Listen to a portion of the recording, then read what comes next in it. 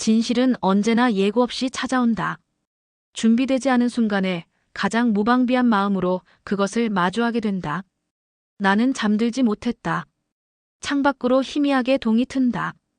손에 든 휴대폰. 수진의 마지막 문자가 화면에 떠 있다. 아빠, 민준 오빠가 내일 다시 찾아뵙겠대요. 진짜 도와드리고 싶다고 했어요. 도와주겠다고. 내가 부자라는 걸 알면 어떻게 나올까? 그래도 도와주겠다고 할까? 아니면 다시 돌아설까? 이런저런 생각에 잠겨 있는데 초인종이 울렸다. 나는 문 앞에 서서 손잡이를 잡고 문을 열었다. 민준이 서 있었다. 손에 큰 봉투 2개를 들고. 안녕하세요. 민준이 안으로 들어와 봉투를 테이블에 내려놓는다. 쌀이랑 반찬 좀 사왔어요. 그리고 이건. 그가 주머니에서 봉투 하나를 더 꺼낸다. 돈이 든 봉투다. 많지는 않은데 50만 원이요. 일단 급한 거 쓰세요. 나는 그 봉투를 보고 할 말을 잃었다. 50만 원. 이 청년에게는 결코 작은 돈이 아니다. 월급의 절반은 될 것이다. 그런데 그걸 내게 주려 한다. 나는 봉투를 밀어냈다. 이건 받을 수 없습니다. 괜찮아요. 제가 하고 싶어서 하는 거예요. 하지만, 회장님. 아니, 아저씨. 그가 나를 똑바로 보며 불렀다. 저 말씀드릴 게 있어요. 민준이 자리에 앉자 나도 맞은편에 앉았다. 잠시 짧은 침묵이 흐르고 민준이가 힘겹게 입을 열었다. 저 처음에 수진이를 만났을 때요. 그의 목소리가 조금 떨려왔다. 솔직히 말하면 수진이 집안이 좋다는 거 알았어요. 나는 숨을 참고 그의 말에 귀를 기울였다. 친구가 말해줬거든요. 수진이 아버지가 사업가라고. 돈 많다고. 그때 저는 기뻤어요. 기뻤다고. 역시 그랬구나. 돈을 본 거였어. 분노가 치밀어 오른다. 하지만 나는 표정을 숨긴 채 계속해서 이야기를 들었다. 왜냐하면 가난에서 벗어날 수 있을 것 같았거든요. 고개를 푹 숙인 채 말하는 그를 내가 바라보았다. 제가 어릴 때 얼마나 힘들었는지 아세요? 전기 끊기고 수도 끊기고 겨울에 난방 안 되는 집에서 떨면서 잤어요. 그의 목소리가 갈라진다. 친구들은 다 학원 가는데 저는 돈 없어서 못 갔어요. 급식비 못 내서 선생님한테 혼난 적도 있어요. 그 말을 듣는데 어릴 적 내가 겪었던 일이라 흠칫 놀라웠다. 이야기를 하는 내내 민준의 눈시울이 붉어져 갔다. 그래서 다짐했어요. 절대 다시는 가난하게 살지 않겠다고. 누구든 만나면 안정된 삶을 살 수 있는 사람이랑 만나야겠다고. 그래서 처음엔 수진이보다 수진이 집안을 먼저 봤어요. 역시 내 예상이 맞았다. 이 청년은 우리 집에 돈을 본 거야. 민준이 고개를 들고 떨리는 소리로 말을 이어갔다. 근데요, 수진이를 알아가면서 전부 바뀌었어요. 나는 숨이 제대로 쉬어지지가 않았다. 수진이는 제가 만난 사람들 중에 제일 따뜻했어요. 저한테 관심 가져주고 제 이야기 들어주고 힘들 때 옆에 있어줬어요. 그러면서 깨달았어요. 아, 내가 찾던 게 돈이 아니라 이 사람이었구나.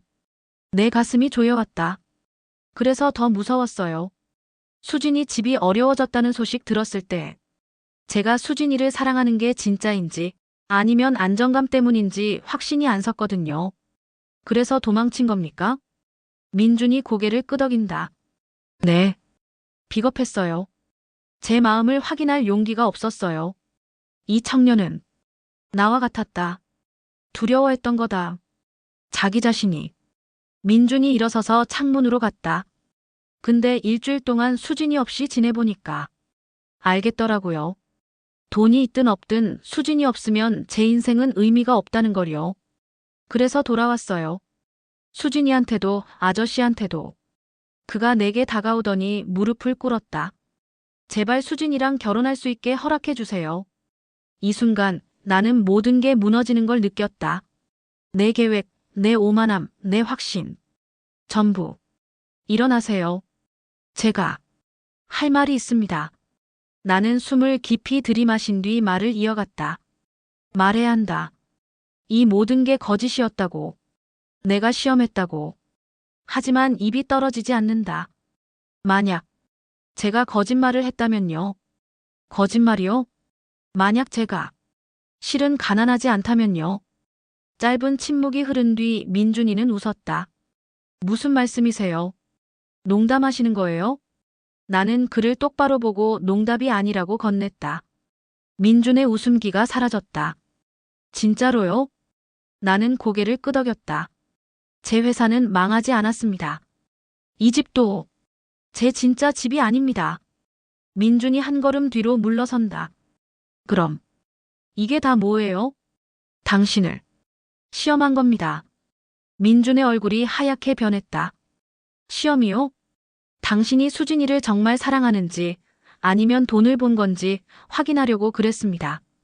민준이 비틀거리는 몸을 겨우 벽에 손을 짚더니 떨리는 목소리로 말을 이어갔다. 그럼 저는 원숭이였던 거네요.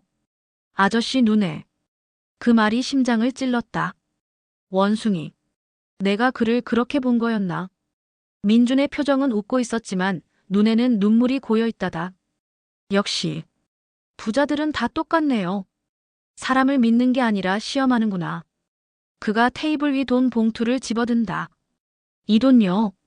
제가 한 달 동안 야근하고 주말 알바해서 모은 거예요. 아저씨 도와드리고 싶어서요. 진심으로요. 그가 봉투를 내 앞에 던졌다.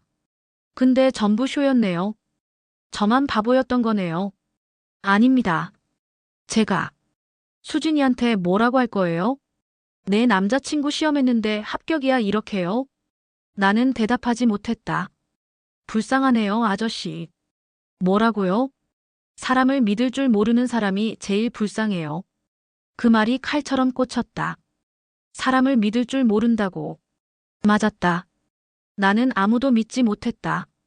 민준이 문 쪽으로 걸어갔다. 기다리세요. 민준 씨. 더 이상 할 말 없어요. 제발. 들어주세요. 저도 배신당한 적이 있습니다. 30년 전에 제가 믿었던 사람한테 모든 걸 빼앗겼어요. 그때부터 사람을 믿지 않기로 했어요. 특히 돈 앞에서는요. 그래서 당신도 그럴 거라고 생각했습니다. 그래서 시험한 거예요? 나는 고개를 끄덕였다. 미안합니다. 민준이 쓴웃음을 지어 보였다. 미안하다고요? 진심입니다. 아저씨의 진심은 너무 아파요. 수진이한테는 제가 말할게요. 뭐라고요? 민준이 나를 마지막으로 본다. 더 이상 만날 수 없다고요. 쾅문이 닫히고 나는 문 앞에 멍하니 한참을 서 있었다. 그가 떠났다. 내가 시험하려 했던 사람이 아니라 내 오만함과 불신이 떠나보낸 사람. 나는 바닥에 주저앉아 테이블 위 돈 봉투를 보았다. 50만 원. 이 돈의 무게가 이렇게 무거운 줄 몰랐다. 한 달 동안의 야근과 주말 알바. 그 모든 시간이 이 봉투 안에 들어있었다. 나는 봉투를 가슴에 안는다. 내가 무슨 짓을 한 거지? 30년 전 박철수에게 배신당했을 때 나는 다짐했다. 다시는 사람을 믿지 않겠다고. 그 다짐을 지켰다. 너무 철저하게. 그래서 진짜 사람도 의심했다. 나는 손에 쥔 돈 봉투를 보았다. 민주는 진심이었다. 처음엔 돈을 봤을지 몰라도 수진이를 알아가면서 변했다. 진짜 사랑을 했다. 그런데 나는 그 진심을 짓밟았다. 내가 괴물이었구나. 진실은 가벼운 것이 아니다. 때로는 사람을 무너뜨린다. 그날 밤 나는 무너졌다. 백만장자로서가 아니라 한 사람의 아버지로서, 그리고 한 명의 인간으로서. 사람은 무너질 때 비로소 자기 모습을 본다. 거울이 아니라 잃어버린 것들 속에서. 비가 내리는 밤, 나는 우산 없이 걸었다. 낡은 골목을 비추는 가로등 불빛이 빗물에 반사됐다. 그날 밤 계속 걸었다. 어디로 가는지도 모른 채. 그냥 멈출 수가 없었다. 발밑으로 물웅덩이가 있었지만 피하지 않았다. 젖어도 상관없었다. 어차피 나는 이미 무너졌으니까. 수진에게서 오는 전화를 계속 받지 못했다. 딸에게 뭐라고 말하지? 내 아버지가 사람을 시험하다가 진짜를 잃었다고. 나는 다시 집으로 돌아와 구석 자리에 앉았다. 휴대폰이 또 울린다. 수진의 전화. 이번에는 받는다. 여보세요. 아빠. 왜 전화 안 받았어요? 미안하다. 민준 오빠가 저한테 헤어지자고 했어요. 왜 그런 거예요? 아빠랑 무슨 얘기 나눴어요? 나는 한참을 침묵한 뒤 말을 이어갔다. 아빠가 잘못했어. 뭐라고요? 아빠가 민준 씨한테 나쁜 짓을 했어. 무슨 말씀이세요? 사실은 아빠가 가난한 척한 거였어. 회사 안 망했어. 다 거짓말이었어. 그럼 이게 다 뭐예요?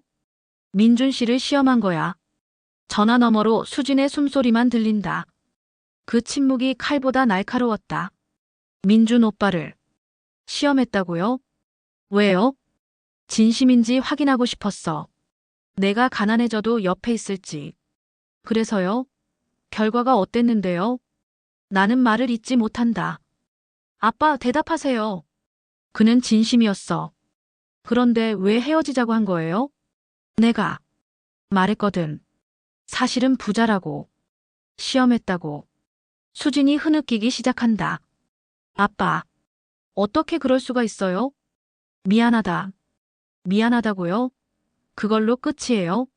수진아, 아빠는 사람을 뭐라고 생각하세요? 시험지예요? 점수 매기는 거예요? 나는 대답하지 못했다. 민준 오빠 정말 사랑했어요. 아빠는 항상 그러셨어요. 사람보다 돈이 먼저라고. 믿으면 배신당한다고. 그래. 그래서 저도 그렇게 자랐어요. 사람 조심하라고, 돈 없으면 무시당한다고. 근데 민준 오빠는 달랐어요. 저를 진짜로 봐줬어요. 돈이 아니라 사람으로. 알아. 근데 아빠가 다 망쳤어요. 미안하다. 미안하다는 말. 이제 듣기 싫어요. 전화가 끊긴다. 딸에게도 잃었다. 신뢰를, 존경을, 사랑을. 젊은 시절의 나. 박철수의 배신 이후. 다시는 속지 않을 거야. 다시는 믿지 않을 거야. 그때 나는 갑옷을 입었다. 의심이라는 갑옷을. 그 갑옷은 나를 지켰지만 동시에 가뒀다. 이 모든 것을 지키려고 사람을 잃었다. 딸을 잃었다. 신뢰를 잃었다. 나는 먼저 깨달아야 한다. 내가 무엇을 잃었는지. 돈을 벌고 사업을 키우고 권력을 쌓았지만 정작 중요한 건 놓쳤다. 사람을. 어둠이 내려도 나는 불을 켜지 않은 채 그냥 어둠 속에 앉아 있었다. 모든 걸 되돌릴 수 없다. 민준에게 준 상처, 수진에게 남긴 실망. 그건 지울 수 없다. 하지만 한 가지는 할 수 있을 것 같다. 나는 천천히 일어나서 책상 서랍을 열었다. 명함 한 장. 강전 공장 팀장. 그가 손바닥에 적어준 번호. 강 팀장은 나를 버리지 않았다. 가난해진 내게 돈을 줬다. 민주는 진심으로 수진이를 사랑했다. 이 세상에는 아직 진짜가 있다. 나는 펜을 들고 종이에 적었다. 용서를 구할 자격은 없다. 하지만 배울 수는 있다. 사람을 믿는 법을. 나는 그 문장을 한참 본다. 이제 시작이야. 절망의 끝에서 나는 희미한 빛을 봤다. 되돌릴 수는 없지만 다시 시작할 수는 있다는 것을. 사람은 무너져야 다시 일어설 수 있다. 나는 무너졌다. 완전히. 그리고 그 바닥에서 처음으로 제대로 된 질문을 던졌다. 어떻게 살아야 하는가가 아니라 누구와 살아야 하는가를. 진심은 말이 아니라 행동으로 증명된다고 믿었다. 하지만 그날 나는 깨달았다. 진심은 말로도 증명된다. 떨리는 목소리로, 눈물로, 침묵으로. 다음 날 새벽 차 한 대가 저택 정문에 멈춰섰다. 택시에서 문이 열리고 누군가 내렸다. 민준이었다. 그는 정문 앞에 서서 비를 맞으며 초인종을 누르지 않은 채 그냥 서 있었다. 그때 나는 직감으로 알 수 있었다. 누군가 왔다고. 심장이 뛰었다. 창문으로 가서 희미한 가로등 아래 한 사람의 실루엣을 보았다. 민준이었다. 우산을 쓰고 정문으로 향했다. 민준이 보였고 나는 그의 앞에 마주섰다. 왜 여기 왔습니까? 민준이 나를 흔들리는 눈빛으로 보았다. 저도 모르겠어요. 초인종을 누르지 않은 이유는요. 누를 자격이 없는 것 같아서요. 자격. 그 단어가 가슴을 찔렀다. 나야말로 자격이 없는 사람이었는데. 나는 우산을 민준에게 건넸다. 들어가시죠. 민준이 우산을 받지 않았다. 아니요. 여기서 말씀드릴게요. 비 맞으면서요? 네. 나는 우산을 접었다. 그럼 같이 맞죠. 어차피 우리 둘 다 젖어 있었다. 빗물이 아니라 후회로. 짧은 침묵이 흐른 뒤 민준이 먼저 입을 열었다. 아저씨. 아니, 회장님. 그냥 아저씨라고 부르세요. 그게 더 편합니다. 민준이 고개를 끄덕인다. 아저씨. 사실 오늘 올지 말지 고민했어요. 왜 왔습니까? 수진이 때문이에요. 수진이한테 전화가 왔어요. 어젯밤에. 수진이가 그러더라고요. 아버지도 무서웠을 거라고. 처음엔 이해 안 됐어요. 백만장자가 뭐가 무서워. 근데 집에 오면서 생각했어요. 저도 무서웠거든요. 가난이요. 전 회장님이 무섭지 않았습니다. 다만 제 자신이 그때로 돌아갈까봐 두려웠습니다. 그 말이 심장을 관통했다. 그는 나를 두려워한 게 아니었다. 자신의 과거를. 아저씨도 그러셨죠? 과거가 무서우셨죠? 배신당한 기억이. 그래서 저를 시험한 거죠? 나는 차마 대답하지 못했다. 민준이 나를 보며 슬픈 미소를 짓는다. 우리 비슷하네요. 뭐가요? 둘 다 겁쟁이잖아요. 맞았다. 우리는 비슷했다. 과거에 갇혀 현재를 두려워하는 겁쟁이들. 미안합니다.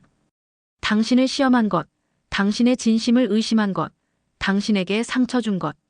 전부. 나는 평생 사람을 믿지 않았습니다. 30년 전 내가 믿었던 사람한테 배신당한 뒤로 아무도 믿지 못했어요. 그래서 딸아이 옆에 당신이 나타났을 때 무서웠어요. 처음으로 인정했다. 내가 무서웠다고, 두려웠다고, 또 빼앗길 것 같았어요. 딸아이를, 유일하게 남은 사람을. 눈물이 빗물과 섞여 흐른다. 그래서 시험했어요. 당신이 가짜인지 진짜인지. 근데 당신은 진짜였어요. 당신은 수진이를 진심으로 사랑했어요. 돈이 없어도 어려워도 그래도 돌아왔어요. 근데 나는 그 진심을 짓밟았어요. 나는 무릎을 꿇고 진심으로 용서를 구했다. 미안합니다. 용서해 주세요. 민준도 무릎을 꿇었다. 그렇게 우리는 빗속에서 마주보며 무릎을 꿇었다. 백만장자와 청년이 아니라 두 명의 겁쟁이로서. 아저씨, 저도 미안해요. 처음에 수진이 집안 본 거요. 그것도 잘못이에요. 아닙니다. 그건 인간적인 겁니다. 가난이 무서운 건 당연해요. 나도 그랬으니까. 회장님도요? 나도 젊었을 때 가난했어요. 전기 끊기고 난방 안 되고 하루 두 끼 먹던 시절. 그 기억이 무서워서 미친 듯이 돈을 벌었어요. 저랑 똑같네요. 그래요. 우리 똑같아요. 그래서 더 미안해요. 나는 당신을 이해했어야 하는데. 시험했으니까. 민준이 고개를 젓는다. 아니에요. 덕분에 깨달았어요. 돈보다 중요한 게 있다는 걸요. 돈보다 중요한 것. 평생 그걸 찾지 못했는데 이 청년은 알고 있었다. 나는 그날 처음으로 진짜 부자가 되는 법을 배웠다. 인생에는 두 가지 종류의 부자가 있다. 돈을 가진 사람과 사람을 가진 사람. 나는 평생 전자로 살았다. 그리고 그날 후자가 되는 법을 배웠다. 햇살이 창문을 통해 들어온다. 나는 책상 앞에 앉아 손에 든 오래된 사진 한 장을 바라보았다. 이 사진은 30년 전 것이다. 젊은 시절의 나. 낡은 작업복. 공장 앞에서 찍은 사진. 얼굴은 피곤하지만 눈빛은 살아있다. 그때 나는 가난했다. 하루 두 끼 먹고 전기 끊긴 고시원에서 살았다. 하지만 꿈이 있었다. 다시는 이렇게 살지 않겠다는. 사진을 내려놓고는 그 옆에 또 다른 사진을 보았다. 민준과 수진이 웃고 있는 사진. 민준과 수진이 정원을 걷고 있는 모습을 나는 멀리서 보았다. 그들을 보고 있으면 이상하게도 마음이 편해졌다. 불안하지 않았다. 의심하지 않았다. 그냥 믿었다. 수진이 내게 손을 흔든다. 나도 손을 흔든다. 그리고 깨달았다. 이것이 진짜 불안한 걸. 나는 정원으로 나와 벤치에 앉았다. 새들은 지저귀고 바람이 부드럽게 분다. 민준이라는 청년을 만나지 않았다면 나는 평생 그렇게 살았을 것이다. 의심하고 시험하고 혼자 남는 삶. 하지만 그는 내게 보여줬다. 진심이 얼마나 강한지. 돈보다 두려움보다 강한 게 사랑이라는 걸. 민준과 수진이 소파에 앉아 있고 나는 맞은편에 앉았다. 테이블 위에 서류 몇 장이 놓여져 있다. 보세요. 민준이 서류를 펼치더니 눈이 커졌다. 이게 회사 지분인가요? 네, 10%입니다. 아빠. 나는 두 사람에게 미소를 지었다. 민준 씨, 당신은 이제 내 가족입니다. 가족에게 주는 겁니다. 민준이 고개를 젓는다. 받을 수 없어요. 왜요? 저는 돈 때문에 수진이를 만난 게 아니니까요. 알아요. 그래서 드리는 겁니다. 당신은 시험을 통과한 게 아니에요. 나를 가르쳐 준 겁니다. 가르쳤다고요? 네. 진심이 뭔지, 사랑이 뭔지, 믿음이 뭔지. 수진이 내 손을 잡는다. 나는 그녀의 손을 꼭 잡아주었다. 수진아, 아빠가 미안했어. 괜찮아요. 나는 두 사람을 바라봤다. 평생 너를 의심하는 눈으로 키웠어. 사람 조심하라고, 돈 없으면 무시당한다고. 수진이 눈물을 글썽인다. 근데 그게 아니더라. 진짜 무시당하는 건 사람을 의심할 때더라. 그 순간 나는 처음으로 자유로워졌다. 의심의 감옥에서. 해가 지고 나는 혼자 정원을 걷고 있다. 강 팀장이 준 3만 원. 민준이 준 50만 원. 그 돈들은 내가 평생 번 수십억보다 무거웠다. 왜냐하면 그 돈 속에는 진심이 있었으니까. 그날 이후 나는 달라졌다. 사람을 볼 때 더 이상 저울을 들이대지 않는다. 의심하지 않는다. 그냥 믿는다. 나는 책상에 앉아 수첩을 펼쳤다. 마지막 페이지에서 펜을 들었다. 오늘 마지막 일기를 쓴다. 나는 평생 부자로 살았다고 믿었다. 하지만 진짜 부자가 된 건 오늘이다. 돈이 늘어서가 아니다. 믿을 수 있는 사람이 생겨서다. 민준이라는 청년, 강 팀장이라는 옛 직원, 그리고 무엇보다 내 딸 수진이. 그들이 내게 가르쳐줬다. 진짜 부는 금고가 아니라 마음에 있다는 것을. 30년 전 박철수는 내게서 기술과 돈을 빼앗아갔다. 하지만 돌이켜보면 그가 준 것도 있었다. 교훈. 사람은 돈 앞에서 변한다는. 하지만 그 교훈은 반쪽이었다. 그걸 민준이 완성시켜줬다. 하지만 어떤 사람은 변하지 않는다고. 나는 창가에 서서 정원을 보니 정원사 김 씨가 나무를 다듬고 있었다. 집사 이 씨가 현관을 청소한다. 요리사가 부엌에서 노래를 흥얼거린다. 이 사람들도 내 가족이었다. 30년을 함께 했는데 나는 한 번도 그들을 제대로 본 적이 없었다. 나는 아래로 내려가 정원사 김 씨에게 다가가 말을 건넸다. 오늘 저녁 같이 식사하실래요? 김 씨가 놀란다. 저요? 네. 이 씨도 요리사님도 다 같이요. 회장님이. 저희랑요? 나는 고개를 끄덕인다. 가족이잖아요. 김 씨가 미소 짓으며 감사합니다. 라고 말한다. 나는 그날 처음으로 그들과 함께 밥을 먹었다. 직원들과, 아니 가족들과. 긴 테이블. 한쪽 끝에 나. 반대편에 김 씨, 이 씨 요리사. 그리고 민준과 수진. 모두 함께 웃으며 이야기하는 우리. 이 순간이 그 어떤 비즈니스 만찬보다 값졌다. 수진이 내 잔에 물을 따르며 말했다. 아빠 건배해요. 뭐라고 할까요? 민준이 말한다. 가족을 위해서요. 나는 미소 지으며 외쳤다. 가족을 위해서. 모두 잔을 부딪힌다. 그날 밤 나는 깨달았다. 이것이 진짜 부라는 걸. 돈으로 살 수 없는 것. 나는 혼자 옥상에 서서 도시를 비추는 수많은 불빛들을 보았다. 저 불빛 하나하나에 사람이 산다. 누군가는 돈을 세고 누군가는 사람을 세며 별들이 반짝인다. 나는 평생 전자였다. 하지만 이제 후자가 되었다. 주머니에서 오래된 사진, 30년 전의 나. 그때 나에게 말해주고 싶다. 돈만 쫓지 마. 사람을 봐. 진심을 봐. 그게 진짜 부야라고. 사진을 가슴에 안고 생각했다. 하지만 늦지 않았다. 지금이라도 깨달았으니까. 나는 그날 이후 부의 기준을 다시 썼다. 금고가 아니라 마음으로. 숫자가 아니라 이름으로. 시험이 아니라 믿음으로. 백만장자로 사는 것과 진짜 부자로 사는 것은 다르다. 전자는 가질 수 있지만 후자는 되어야 한다. 따뜻한 햇살이 정원을 비추고 장미들이 이슬을 머금고 있다.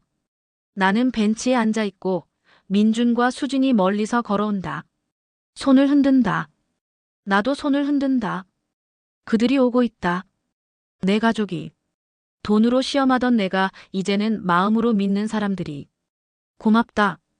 좋아요와 구독은 콘텐츠 생성에 많은 도움이 됩니다.